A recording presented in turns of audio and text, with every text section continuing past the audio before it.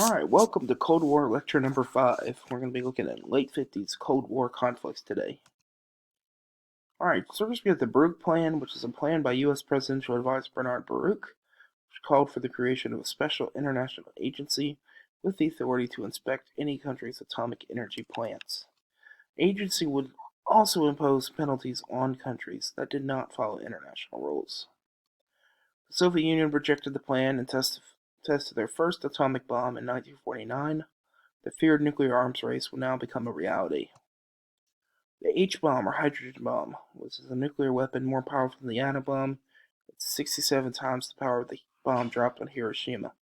In 1952, the U.S. exploded the first H-bomb, and in 1953, the Soviets exploded one.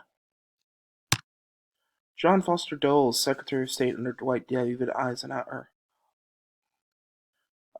proposed the Brinkmanship policy, which is a willingness to risk nuclear war to prevent the spread of communism. The policy also called for a buildup of nuclear weapons as a deterrent. Nuclear threat. Nuclear threat was unlike anything before. Millions would die. U.S. prepared for the attack through air raid drills, bomb shelters, etc.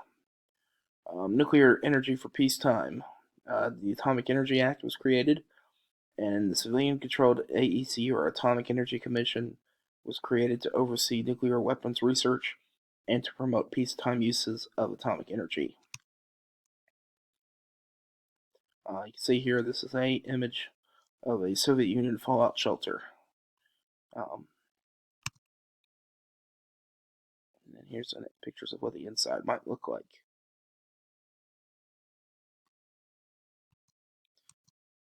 Alright. CIA, Central Intelligence Agency. As the Cold War heated up, the U.S. depended more and more on information compiled by the Central Intelligence Agency. The CIA used spies to gather information abroad, and they began to make attempts to weaken and overthrow governments that were unfriendly to the United States. One of the first covert operations occurred in the Middle East. The CIA helped oust Iranian Prime Minister Mohammad Mossadegh, who they feared would turn to the Soviet Union by giving millions in aid to anti-Mossadegh groups, and then reinstating the pro-American Shah. They also had covert actions in Latin America, where the CIA helped depose Guatemala's president, who had given American-owned land to poor peasants, by training an army to overthrow the president, and then the army's leader became the dictator. Alright, Eisenhower meets Soviets in Geneva to cool the Cold War. He proposes a open skies policy. Each country would allow flights over each other's territory to guard against surprise nuclear attacks. Although the Soviets rejected the proposal, many saw the meeting as a step in the right direction, and the spirit of Geneva was a step to peace. Zionism, the movement seeking a Jewish homeland in Palestine. Britain, which had ruled Palestine since World War I, could not resolve conflicting claims over territory, so in 1947 Britain turned over the issue to the United Nations. The UN plan called for dividing Palestine into two states, one for Jews and other for Arabs, but Arabs rejected the proposal.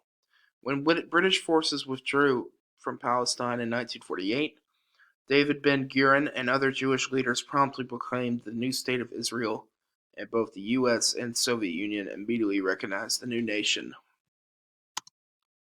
The Arab-Israeli War. The Arab states reacted violently to Israel and organized a military force to reclaim the land. Armies from the Arab states of Egypt, Iraq, Lebanon, and Syria joined Palestinian forces to attack Israel. Greatly outnumbered, the Israeli forces were defeating the Arab army when the UN stepped in to arrange a ceasefire. Ralph Bunche, a U.S. diplomat representing the UN, arranged a ceasefire and reached an agreement. Israel would gain more territory initially, and Egypt got control of the Gaza Strip, and Jordan took over the West Bank of the Jordan River. So here's the Israeli. We also have two other wars. We have the Six-Day War in 1967, and then the October War of 1973, where other conflicts with Palestine and Israel. The Suez Crisis. Okay, in 1955, Great Britain and the United States agreed to help Egypt finance a dam on the Nile River. Gamal Abdel Nasser decided to play the U.S. against the Soviets over the Aswan Dam, trying to get aid from both. Learning of Nasser's tactics, Dulles withdrew the loan offer. He's the Secretary of State of the United States. Nasser rejects this by nationalizing the Suez Canal, which was owned by France and Great Britain. Israel, Britain, France send troops and seize the Mediterranean end of the canal. When the Soviet Union threatened to intervene on behalf of Egypt, the United States and the United Nations feared a much larger war and forced the British and French to withdraw. Egypt gained control of the canal. The crisis resulted in the resignation of the British Prime Minister Anthony Eden and marked the completion of the shift in the global balance of power from European powers to the United States and the Soviet Union. And there's the Suez Canal. Alright, the Eisenhower Doctrine. Soviet prestige in the Middle East rises because of support for Egypt. Eisenhower issues a warning known as the Eisenhower Doctrine, stated the U.S. would defend the Middle East against any attack by a communist country. Congress then votes and gives Eisenhower the authority to use U.S. military forces to defend any Middle Eastern country that requested help against the forces of international communism.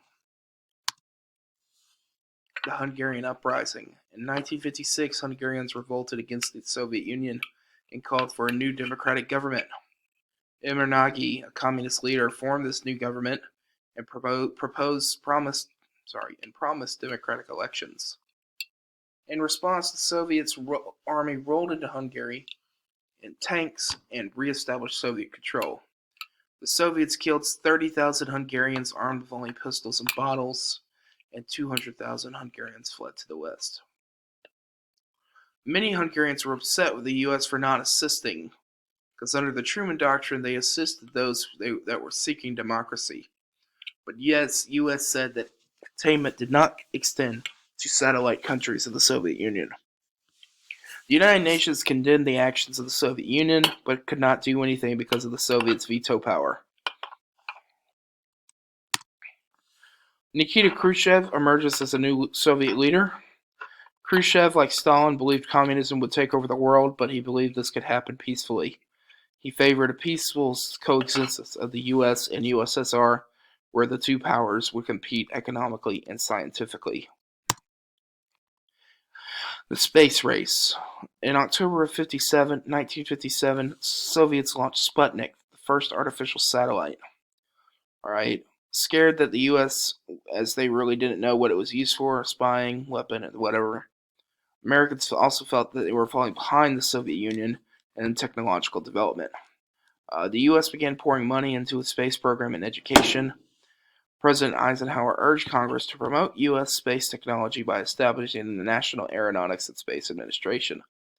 The National Defense Education Act, which provided $295 million to fund private loans to college students for their education, and it also helped build more schools. This was seen as a defense act because the U.S. felt like they had to compete with the Soviet Union in all technologies, and the only way to foster that would be to educate our youth.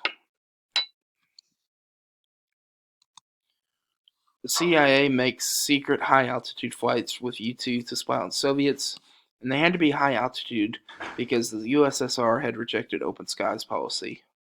Eisenhower wants flights discontinued before summit with Khrushchev.